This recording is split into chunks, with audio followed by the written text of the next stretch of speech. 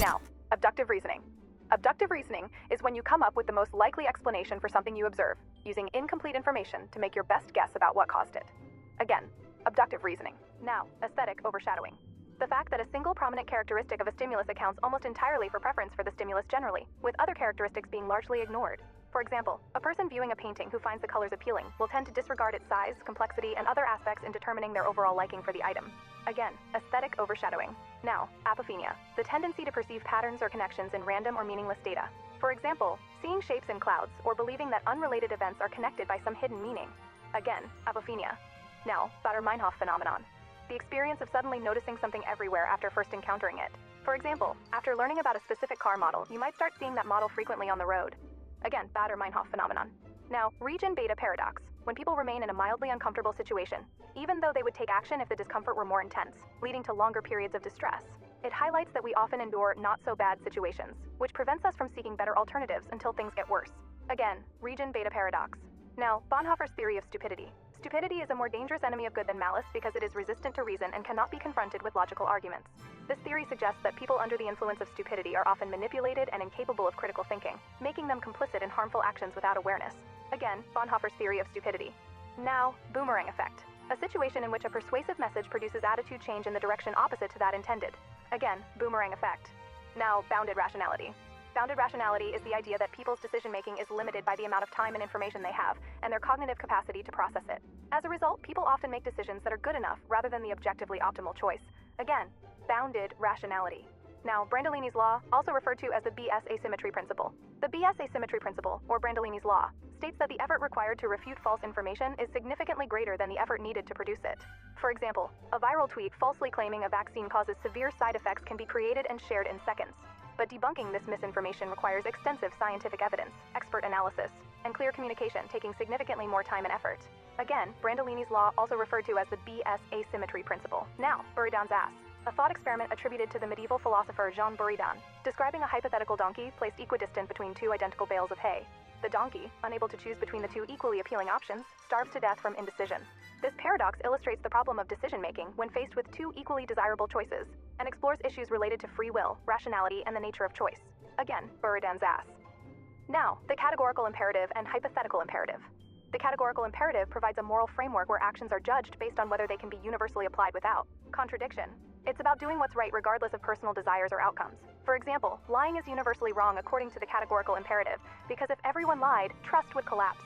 On the other hand, the hypothetical imperative guides actions based on achieving specific goals or desires, such as lying to spare someone's feelings if maintaining that relationship is your goal. Again, the categorical imperative and hypothetical imperative. Now, Chesterton's fence. Reforms should not be made until the reasoning behind the existing state of affairs is understood. In other words, before removing or changing something, one should first understand why it was put there in the first place. Again, Chesterton's fence. Now, Chinese room. A thought experiment proposed to challenge the notion of artificial intelligence possessing true understanding or consciousness. In this scenario, a person who does not understand Chinese is in a room with a set of rules for manipulating Chinese symbols. By following these rules, the person can produce appropriate responses to Chinese questions, seemingly understanding the language. Searle argues that while the person appears to understand Chinese, they are merely manipulating symbols without genuine comprehension, questioning whether machines can truly understand or possess consciousness. Again, Chinese room.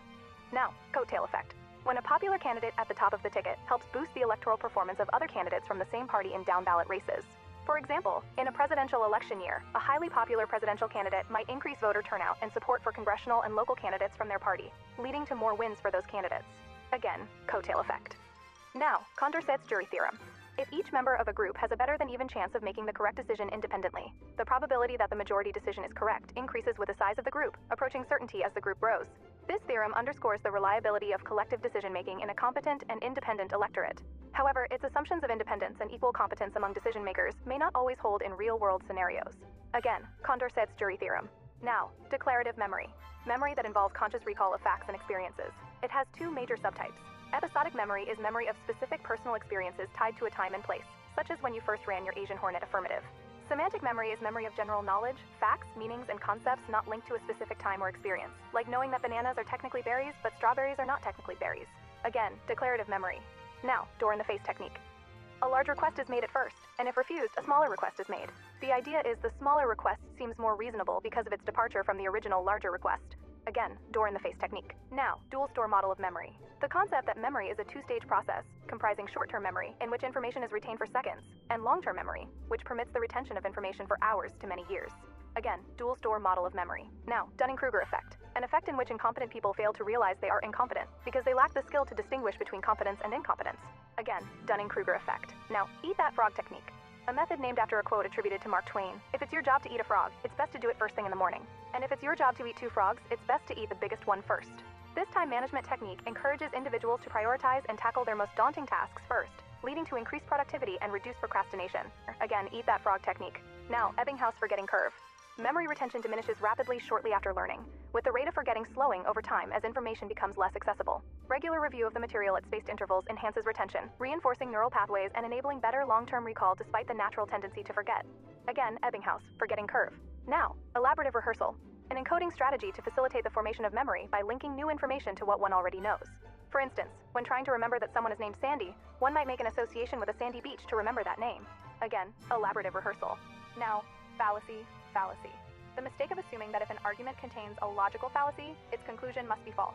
Again, fallacy. Now, Feynman technique. Learning a concept by teaching it in simple terms to ensure a deep understanding. For example, if you struggle to explain a scientific principle to a child, it indicates you need to simplify and clarify your own grasp of the concept. Again, Feynman technique. Now, Fogg behavior model. The Fogg behavior model suggests that behavior can be changed by increasing the desire or willingness to act, making the action easier, or using a trigger or reminder that initiates the behavior. Put simply, behavior can be changed by increasing motivation, improving ability, or using a well-timed prompt. Again, Fogg behavior model. Now, generation effect. A psychological phenomenon where information is better remembered if it is actively generated from one's own mind, rather than passively received. For example, if you create a sentence using a new vocabulary word, rather than just reading the word and its definition, you are more likely to remember the word. Again, generation effect. Now, G.I. Joe fallacy. The mistaken belief that simply knowing about a cognitive bias will eliminate its influence. For example, even if you understand confirmation bias, you might still unconsciously favor information that supports your pre-existing beliefs. Again, G.I. Joe fallacy. Now, Golem effect. Lower expectations result in decreased performance, as individuals may internalize the negative beliefs and underperform. Conversely, the Pygmalion effect is a psychological phenomenon where higher expectations lead to improved performance. For example, if a teacher believes a student is highly capable, they may give more encouragement and attention, leading the student to perform better. Again, Golem effect. Now, Goodhart's law.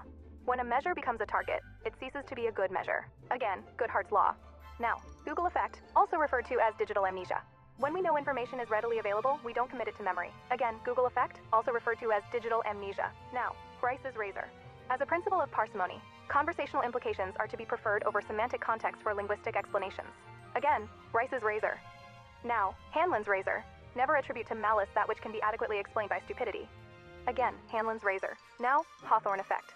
A phenomenon where individuals modify their behavior in response to being observed or studied. For example, workers may become more productive simply because they know they are being watched as part of an experiment or study. Again, Hawthorne effect.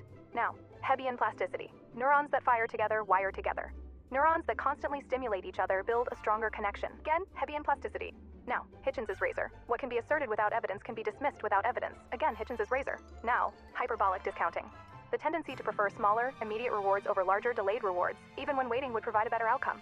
For example, someone might choose to watch TV now instead of studying, even though studying now would lead to more free time to watch TV in the future. Again, hyperbolic discounting.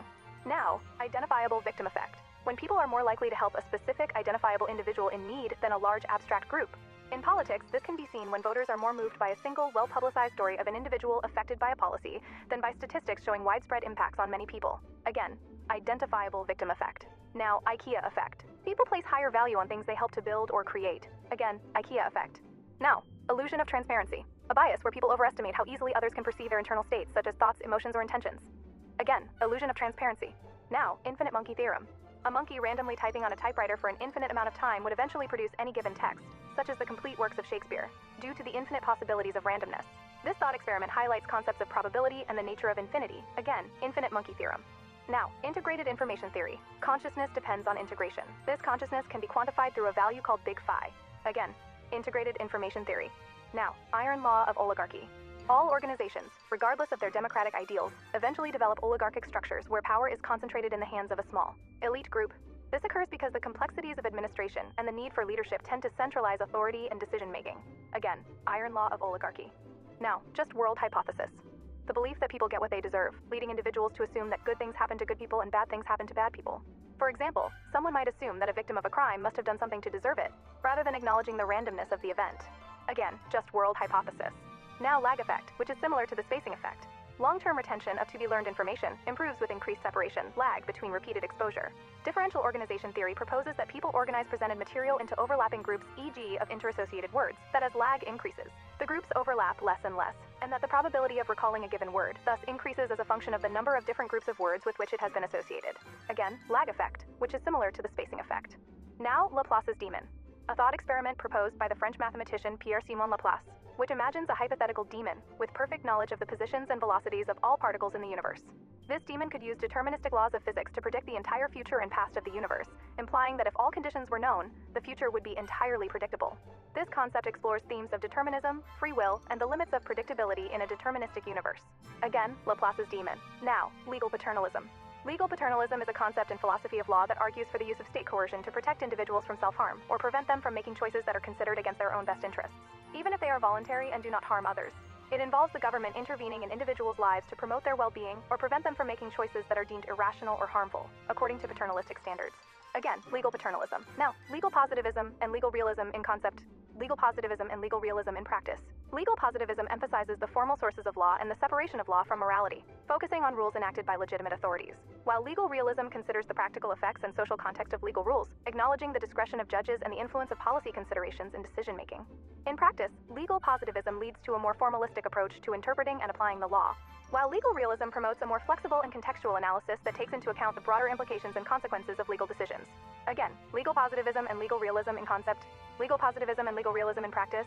Now, Leitner system. This system organizes flashcards into multiple groups or boxes that represent different levels of mastery. Cards you struggle with remain in the first box and are reviewed more often, while those you know well move to boxes that are reviewed less frequently. This adaptive approach encourages efficient learning by prioritizing challenging material, helping to reinforce memory through spaced repetition while preventing over-review of concepts you have already mastered. Again, Leitner system. Now, the life you can save thought experiment. A thought experiment popularized by philosopher Peter Singer, focusing on the ethical obligation to prevent harm. It presents a scenario where you can save a child from drowning in a shallow pond at minimal personal cost, such as getting your clothes dirty. Singer argues that, similarly, individuals have a moral duty to assist those in extreme need, such as impoverished people in other parts of the world, if they can do so at a minimal cost to themselves. This thought experiment challenges individuals to consider their responsibilities towards global poverty and humanitarian aid. Again, the life you can save thought experiment. Now, Mandela effect. When a large number of people remember an event or detail differently from how it actually happened, for example, many people recall Nelson Mandela dying in prison in the 1980s, despite his actual death occurring in 2013. Again, Mandela effect. Now, Mary's room. A thought experiment in philosophy of mind, where Mary, a scientist who knows everything about the science of color but has lived her entire life in a black and white room, experiences color for the first time upon leaving the room. It questions whether complete physical knowledge is sufficient to understand conscious experience, suggesting there may be non-physical aspects to consciousness. Again, Mary's room. Now, master morality and slave morality. Master morality values pride, wealth, fame, and power, while slave morality values kindness, empathy, and sympathy. Again, master morality and slave morality. Now, Matthew principle. Those who already have advantages, such as wealth or knowledge, tend to accumulate more over time, while those with fewer resources risk losing even what they have. Again, Matthew principle. Now, moral licensing. When individuals use their past good deeds as justification for engaging in less ethical behavior. For example, I can eat ice cream now because I went to the gym this morning, or I scrubbed the bathtub without being asked, so I can leave the kitchen cleanup for my housemates. Again, moral licensing. Now, motivation crowding theory. Providing extrinsic incentives for certain kinds of behavior, such as promising monetary rewards for accomplishing some task, can sometimes undermine intrinsic motivation for performing that behavior. Again, motivation crowding theory. Now, Mott and Bailey fallacy. This rhetorical strategy involves defending a controversial or extreme claim, the Bailey, but retreating to a much safer, more defensible position, the Mott, when challenged. It's like storming a fortress with a wild claim, then running back to the cozy castle when the arrows start flying, only to pop back out later to make the bold claim again. Again, Mott and Bailey fallacy. Now, naive realism. The belief that we see the world objectively and that others who disagree are uninformed, irrational, or biased. This often leads to conflicts and misunderstandings because people assume their perception is the only accurate one. Again, naive realism. Now, neoliberalism and liberalism. The policies of neoliberalism typically support fiscal austerity, deregulation, free trade, privatization, and a reduction in government spending. While liberalism focused on many individual freedoms, neoliberalism seems focused on financial freedoms, like in free markets. Again, neoliberalism and liberalism. Now, Newton's flaming laser sword. If something cannot be settled by experiment or observation, then it is not worthy of debate. Again, Newton's flaming laser sword. Now, non-declarative memory. Memory that operates automatically and accumulates information that is not accessible for conscious recollection, like typing on a keyboard or riding a bicycle. Again, non-declarative memory. Now, Occam's razor. Entities must not be multiplied beyond necessity. Again, Occam's razor. Now, original position. The veil of ignorance is a thought experiment proposed by John Rawls, where individuals design a society from an original position behind a veil that obscures their own social status, ensuring fairness and impartiality. For example, in creating a fair education system, one would consider policies without knowing if they would be a student or a teacher, black or white, a girl or a boy, ensuring equal opportunities for all. Again, original position. Now, ostrich effect. People avoid negative information or situations by pretending they do not exist, akin to an ostrich burying its head in the sand. This avoidance can lead to neglecting important issues, such as financial problems or health concerns, ultimately causing more harm. Again, ostrich effect. Now, Overton window. The range of ideas and policies considered acceptable and mainstream in public discourse at a given time. For example, while same-sex marriage was once seen as a radical idea, over time it moved into the Overton window and became widely accepted and legalized in many countries. Again, Overton window. Now, the paradox of choice. While having more options may seem beneficial, it can lead to decision paralysis, increased anxiety, and dissatisfaction due to the overwhelming number of choices. Again, the paradox of choice. Now, Parkinson's law. Work expands to fill the time available for its completion. For example, if a project is given a month to complete, it often takes the entire month, regardless of the actual amount of work required. Similarly, meetings and bureaucratic processes can stretch to consume allocated time, even if the substance could be addressed more efficiently. Again, Parkinson's law. Now, party line voting. Individuals cast their ballots consistently for candidates from a single political party, regardless of the specific candidates or issues. Again, party line voting. Now, Peltzman effect, also referred to as risk compensation theory, the risk compensation theory or Peltzman effect, suggests that people may take greater risks when they perceive that they are protected by safety measures. For example, drivers might drive more recklessly when their cars are equipped with advanced safety features, believing they are less likely to be harmed in an accident. Again, Peltzman effect, also referred to as risk compensation theory. Now, personal incredulity. The tendency to dismiss or doubt something because it seems unbelievable, or because you personally don't understand how it works. Again, personal incredulity. Now, Peter principle. Employees are promoted based on their current performance rather than their abilities for the new role, leading them to rise to their level of incompetence. For example, an excellent salesperson might be promoted to a managerial position where their skills in managing people and operations are lacking, resulting in poor performance in their new role. If the promoted person lacks the skills required for the new role, they will be incompetent at the new level and will not be promoted again. If the person is competent in the new role, they will be promoted again, and will continue to be promoted until reaching a level at which they are incompetent. Being incompetent, the individual will not qualify for promotion again, and so will remain stuck at this final placement referred to as Peter's plateau. Again, Peter principle. Now, Pomodoro technique. This technique involves breaking work into focused intervals, typically lasting 25 minutes, followed by short breaks of about 5 minutes, which helps maintain concentration and prevent burnout. After completing 4 cycles, a longer break of 15 to 30 minutes is taken, allowing for mental rejuvenation and improved productivity throughout the day. Again, Pomodoro technique. Now, Popper's falsifiability principle. For a theory to be considered scientific, it must be falsifiable. Again, Popper's falsifiability principle. Now, pratfall effect. Highly competent individuals tend to become more likable after committing mistakes, while average-seeming individuals tend to become less likable even if they commit the same mistake. Again, pratfall effect. Now, Price's law. Approximately half of the work in any organization or group is done by the square root of the total number of people in the group. Again, Price's law. Now, prospect theory. Developed by Daniel Kahneman and Amos Tversky, prospect theory describes how people choose between probabilistic alternatives involving risk, where the probabilities of outcomes are known. It posits that people value potential losses more heavily than equivalent gains, leading to decisions that deviate from expected utility theory. Again, prospect theory. Now, protege effect. The phenomenon where individuals who teach or mentor others often enhance their own learning and understanding. For example, a student who tutors a classmate in chemistry typically grasps the material better and performs better on exams compared to if they were only studying the subject alone. Again, protege effect. Now, public sphere. Habermas defines the public sphere as a space for rational discourse among equal citizens, crucial for democratic decision-making. Fraser expands this concept, noting its exclusionary tendencies and emphasizing the importance of subaltern counterpublics for inclusive democracy, providing marginalized groups a platform to challenge dominant norms and power structures. Again, public sphere. Now, Pygmalion effect. A psychological phenomenon where higher expectations lead to improved performance. For example, if a teacher believes a student is highly capable, they may give more encouragement and attention, leading the student to perform better. Conversely, the golem effect occurs when lower expectations result in decreased performance, as individuals may internalize the negative beliefs and underperform. Again, Pygmalion effect. Now, rally around the flag effect. A surge in public support for a country's leader during a national crisis, often driven by a sense of patriotism and unity. For example, U.S. President George W. Bush saw a significant increase in approval ratings after the 9/11 attacks. Again, rally around the flag effect. Now, rational choice voting. Individuals vote based on a cost-benefit analysis, selecting the candidate or policy that maximizes their personal utility or preferences. Again, rational choice voting. Now, rational hope. Rational hope is an active, analytical process of hope that is grounded in realistic assessments of possibilities and potential solutions, not in false optimism or blind belief. Again, rational hope. Now, reactance. A motivational state characterized by distress, anxiety, resistance, and the desire to restore a freedom that is perceived as under attack. According to this model, when people feel coerced into a certain behavior, they will react against the coercion, often by demonstrating an increased preference for the behavior that is restrained, and may perform the behavior opposite to that desired. Again, reactance. Now, red herring fallacy. A diversionary tactic that avoids the key issues, often by avoiding opposing arguments rather than addressing them. For instance, the level of mercury in seafood may be unsafe, but what will fishers do to support their families? Again, red herring fallacy. Now, red meat.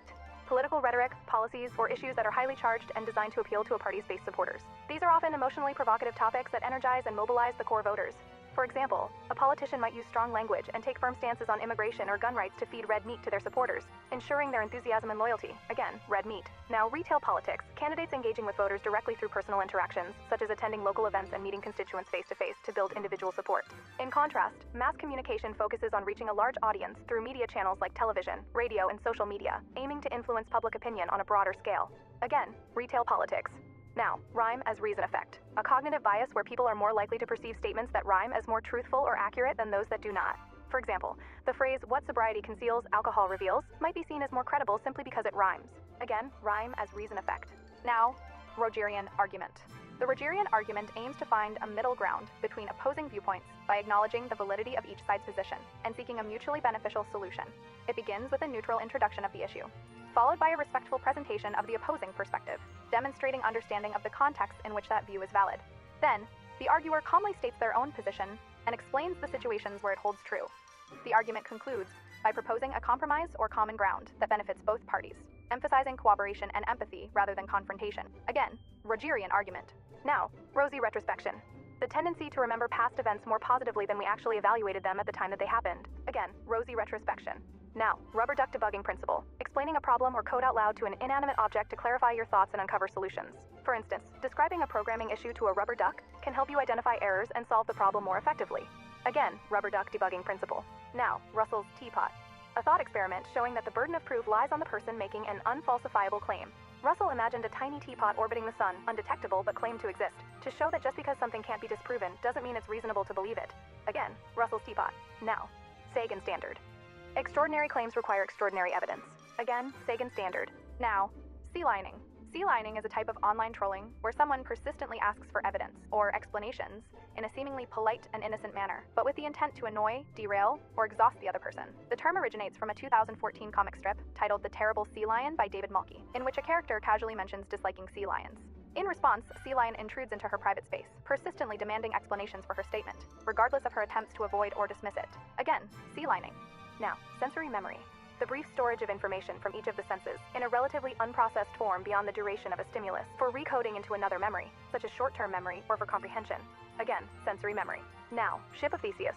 A thought experiment questions whether an object that has had all its components replaced remains fundamentally the same object. If all parts of a ship are replaced one by one, is it still the ship of Theseus? This paradox explores issues of identity, persistence, and change. Again, ship of Theseus. Now, Simpson's paradox. When a trend appears in different groups of data, but disappears or reverses when these groups are combined. For example, if patients at a less reputable hospital have a higher survival rate than those at a top hospital, it might be because the less reputable hospital treats less severe cases, while the top hospital handles more critical patients. Again, Simpson's paradox. Now, sleeper effect. A psychological phenomenon where the impact of a persuasive message increases over time, even if the source of the message is initially discounted. For instance, a political ad that is dismissed as biased or unreliable at first might influence voters' opinions more strongly later as they recall the message but forget its source. Again, sleeper effect. Now, social contract. A theoretical agreement among individuals to form a society and submit to its authority in exchange for the protection of their natural rights, such as life, liberty, and property, and the promotion of mutual interests. This implicit agreement involves surrendering some freedoms to a governing authority, which is tasked with maintaining order, resolving disputes, and upholding the common good. The concept of natural rights, often credited to John Locke, asserts that these rights are inherent to individuals by virtue of their existence and are not contingent upon the laws or customs of any particular society or government. Again, social contract. Now, spoiler effect. The term for the phenomenon in an election where a less popular candidate draws votes away from a more viable similar candidate, increasing the chances of a third candidate winning. Again, spoiler effect. Now, stages of human development. Erik Erikson. Infancy, trust versus mistrust. Toddler, independence versus dependence. Preschool years, initiative versus guilt. Early school years, industry versus inferiority. Adolescence, identity versus role confusion. Young adulthood, intimacy versus isolation. Middle adulthood, generatively versus stagnation. Late adulthood, integrity versus despair. Again, stages of human development. Erik Erikson. Now, status quo bias. The preference for things to remain the same rather than change. For example, employees may resist adopting a new, more efficient software system simply because they are accustomed to the old system. Again, status quo bias. Now, strawman fallacy. Oversimplifying or misrepresenting an opponent's viewpoint and then attacking that hollow argument. Again, strawman fallacy. Now, Streisand effect. Efforts to suppress or hide information unintentionally draws more attention to it. It's named after Barbara Streisand, whose attempt to remove photos of her home led to them becoming widely publicized. Again, Streisand effect. Now, tactical and strategic voting. The term for the practice of casting a vote for a candidate that is not the voter's sincere preference in order to prevent an undesirable outcome. Again, tactical and strategic voting. Now, take the best heuristic. When making decisions between two or more options, we tend to consider one distinguishing aspect of each option, then make our decisions solely based on those single distinguishing aspects while ignoring the others. Again, take the best heuristic. Now, teletransportation paradox. A thought experiment that involves a process where a person is scanned and their body is disassembled at the original location. The detailed information is then transmitted to a different location, where a new body is assembled atom by atom to perfectly replicate the original person. The paradox questions whether the person who arrives at the destination is the same individual or just a replica, given that the original body was destroyed in the process. This thought experiment explores the nature of identity and consciousness in the context of technological replication and personal continuity. Again, teletransportation paradox. Now, Texas sharpshooter. Cherry-picking data clusters to fit a presumption, ignoring the information that contradicts it. This fallacy is named after the idea of a Texan firing bullets randomly at a barn, then painting a target around the tightest cluster of holes to make it look like they were aiming there all along. Again, Texas sharpshooter. Now, third-person effect. The belief that others are more influenced by media and propaganda than oneself. Again, third-person effect. Now, ticking time bomb thought experiment. A thought experiment that asks whether it is morally permissible to use extreme measures, such as torture, on a suspect to obtain information that could prevent an imminent disaster, like a bomb explosion. It explores the tension between urgent ethical concerns and the justification of actions that violate legal and moral standards. Again, ticking time bomb thought experiment. Now, tragedy of Cassandra. The prophetess Cassandra is cursed to foretell true prophecies that no one will believe, leading to the catastrophic consequences of her warnings being ignored. The tragedy underscores the struggle of being unable to convince others of critical truths, despite having accurate knowledge. This thought experiment highlights issues of communication, credibility, and the impact of disregarding important information. Again, tragedy of Cassandra. Now, tragedy of the commons. A situation where individuals, acting in their self-interest, overuse and deplete a shared resource, leading to its eventual collapse. For example, if multiple herders graze their livestock on a communal pasture without regulation, the pasture can become overgrazed and unable to support any livestock. This thought experiment illustrates the challenge of managing shared resources sustainably. Again, tragedy of the commons. Now, utility monster. A thought experiment introduced to critique utilitarianism, particularly the idea that maximizing overall happiness can sometimes lead to morally questionable outcomes. In the scenario, a hypothetical creature called the utility monster derives far greater utility from resources than any other being. If society were to distribute resources to maximize utility, the monster would consume most of the resources, leaving little for others, which raises concerns about the fairness and practical implications of utilitarianism. Again, utility monster. Now, veil of ignorance. A thought experiment proposed by John Rawls, where individuals design a society from an original position behind a veil that obscures their own social status, ensuring fairness and impartiality. For example, in creating a fair education system, one would consider policies without knowing if they would be a student or a teacher, black or white, a girl or a boy, ensuring equal opportunities for all. Again, veil of ignorance. Now, volenti non fit injuria. Translated into "to a willing person, it is not a wrong." This legal maxim holds that a person who knowingly and voluntarily risks danger cannot recover for any resulting injury. This principle was the common law basis for the assumption of the risk doctrine. Again, volenti non fit injuria. Now, wedge issue. A political issue that divides a usually united group, like a candidate's supporters or the members of a party. Again, wedge issue. Now, Wegner's ironic process theory. Trying to suppress certain thoughts can make them more likely to surface due to the mind's dual processes. An operating process that actively searches for distracting thoughts and a monitoring process that looks for signs of the suppressed thought. For example, trying not to think about a white bear makes you more likely to think about it because the monitoring process keeps checking for its presence.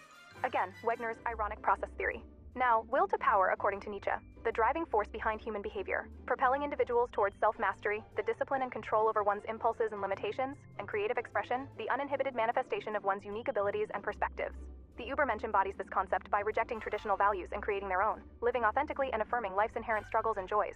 Embracing the eternal return, Nietzsche challenges individuals to find meaning in every moment, as they must be willing to relive their experiences infinitely. While the eternal return is often interpreted as a thought experiment rather than a literal belief held by Nietzsche, it serves as a powerful philosophical tool to emphasize the importance of self-affirmation and autonomy in confronting life's challenges. Again, will to power, according to Nietzsche. Now, Zeigarnik effect. The tendency to remember uncompleted or interrupted tasks better than completed ones. For instance, you might find it easier to recall a project you haven't finished yet compared to tasks you've completed. Again, Zeigarnik effect.